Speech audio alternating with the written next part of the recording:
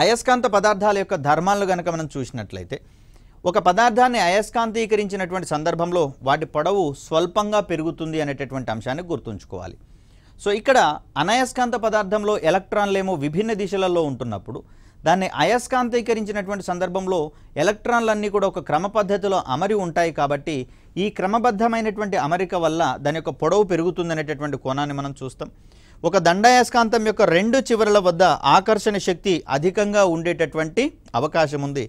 దీనికి ప్రధానమైనటువంటి కారణంగా ఇది ఒక బార్ మ్యాగ్నెట్ అనుకున్నప్పుడు దీని యొక్క మధ్య భాగం నుంచి కనుక మనకు గమనిస్తే రెండు వైపులకు ఎలక్ట్రాన్లు అనేవి నిర్దిష్టమైనటువంటి దిశలో అమరి ఉండేటటువంటి ప్రయత్నం చేస్తాయి.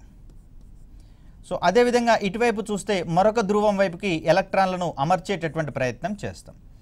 ఇక్కడ ఈ మధ్య ప్రాంతం ఏదైతే ఉందో సో విభిన్న దిశలలో ఎలక్ట్రాన్ల యొక్క అమరిక అనేది కనిపిస్తుంది. కాబట్టి ఈ స్థానం వద్ద ఒక ఎలక్ట్రాన్ యొక్క అయస్కాంత భ్రామకాన్ని మరొక ఎలక్ట్రాన్ రద్దు చేస్తుంది. కాబట్టి ఈ షేడెడ్ ప్రాంతం ఏదైతే ఉందో ఈ ప్రాంతంలో అయస్కాంతం యొక్క ఆకర్షణ శక్తి స్వల్పంగానే ఉండేటటువంటి అవకాశం ఉంది. ఒకానొక పొజిషన్లో అక్కడ ఉండదు అనే చెప్తాం మనం.